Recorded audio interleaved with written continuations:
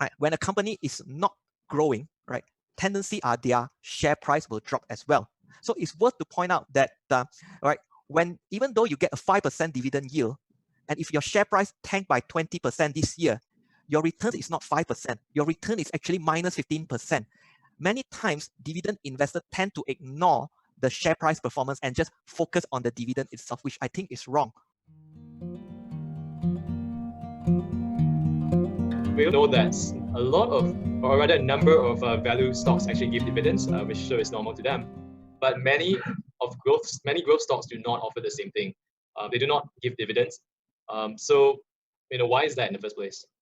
Typically, it's just due to the methodology. For instance, value investing seems to favor stable and mature stocks that are already very matured, or even some of them are declining. So when stocks are matured, they have lower growth. When they have lower growth, meaning they don't have much to do with their money, they don't need the capital they've accumulated to be reinvested. So what these companies seek to do is to redistribute back this capital to the shareholders instead, because they have nothing else to do with those cash, right? So when an investor prefers dividend, they are actually looking for income, right? They are happy as long as a company pays out a good dividend yield every year, then they get this income, they are happy with it. Typically, they tend to ignore the performance of the share price, right? So what happens is that dividend in itself is considered a very neutral event, right? That means if a company declare a $1 dividend, right, we expect if everything else remain the same, the share price should decline by $1. In fact, as a shareholder, we don't even get the full $1 because the dividend is taxed at source. We typically will get back about 70 cents of the $1 only. So we actually lose out to tax. However, right, when a company is not growing, right, tendency are their share price will drop as well. So it's worth to point out that, right, when even though you get a 5% dividend yield, and if your share price tanked by 20% this year, your return is not 5%. Your return is actually minus 15%. Many times, dividend investors tend to ignore the share price performance and just focus on the dividend itself, which I think is wrong, right? Because the share price actually affects your capital as well, right? So this is the main challenge I see for investors that prioritize dividends. Another point to note is that there is no correlation whatsoever between the best performing companies versus the dividend that they give up. In fact, the companies that performs well rarely gives up dividend. Either they do not give up dividend or give very little dividend, simply because why? They need the capital or the profits that they have generated to be reinvested back to the business, either to acquire new company for growth or to invest in new technology for further growth. That's why as a growth investor, we have to be comfortable that the companies that we invest in, right, rarely gives dividend or gives very little dividend itself. And it's because the share price appreciation will more than make up for the dividend that we do not get.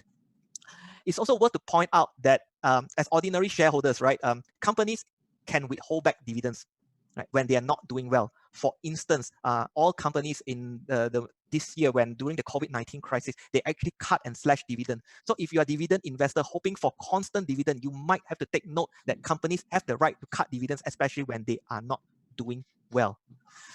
For growth investor, one of the other things that we look at besides, in fact, we don't look at dividend at all, right? We actually prefer when companies does share buyback, right? Share buyback is when company uses its own capital to buy back its own shares, thus shrinking its capital pool. So when it shrinks its capital pool, right, our earnings per share actually go up. So as an investor, when earnings per share goes up, it has the ability to drive the share price higher. So as a shareholder, it's more preferable for me when company does share buyback as opposed to dividend. That would be more desirable.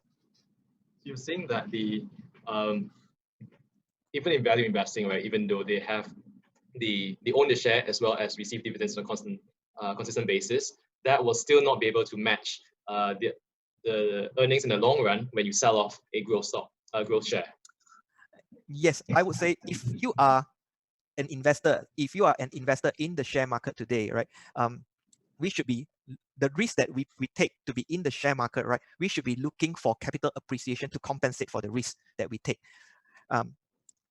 Whereas if you're just looking at dividend income in itself, right? Dividend income where you hope to get 3 to 4% dividend yield per annum, that type of dividend yield is not sufficient to compensate for the risk that we take. In fact, most of the time when we invest in those companies that give high dividend yield, these companies are mature companies, but they are no longer growing, and their share price typically depreciate over time due to the lack of growth. So in fact, it's actually, in my opinion, more risky to be investing based on dividend. Oh, that's something new because people always in general believe that growth investing has higher risk because you're buying at a higher price, and value investing because you're buying it under value. So in a sense, it's less risky because even if the price appreciates a little, you still make a profit. So just really hearing that it's more risky is actually something really new. Yeah, so I would like to qualify that value investing does not actually prioritize dividend as one of the criteria. It's just so happened that the companies that they invest in tend to give out more dividends because they are stable and mature company. Value investors still prioritize stock price appreciation, and because they buy companies at a very cheap and steep discount, right, there is a higher chance for appreciation. Other investors or dividend investors themselves, these are the type of investors that just focus solely on dividends. So I'm more what I say refer more to this group of investors where they target solely on the dividends and itself rather than the stock price movement. So when you target just based on the dividend itself, there's a tendency that you may get into a dividend trap where at the end of the day, the companies that are not growing anymore, right, the share price is depreciating, but you're only getting the dividend as compensation. So that's when it becomes more risky. For growth investors, we do not focus on dividend at all. As long as we actively manage the portfolio, we can actively manage the risk, and therefore this risk is manageable. In fact, it is actually less risky in my opinion, as long as we follow the rules and actively manage the portfolio. Since there's more advantageous to go with the growth investing route then.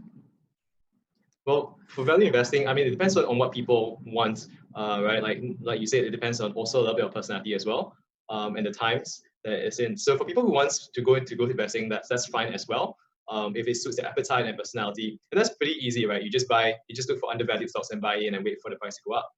But for those of our listeners who really want to go into growth investing, how do they get started? Especially when it's buying a stock at a significantly more premium price, right? How do they know whether it's going to be they're paying too much for it or whether it's even worth the risk when they enter?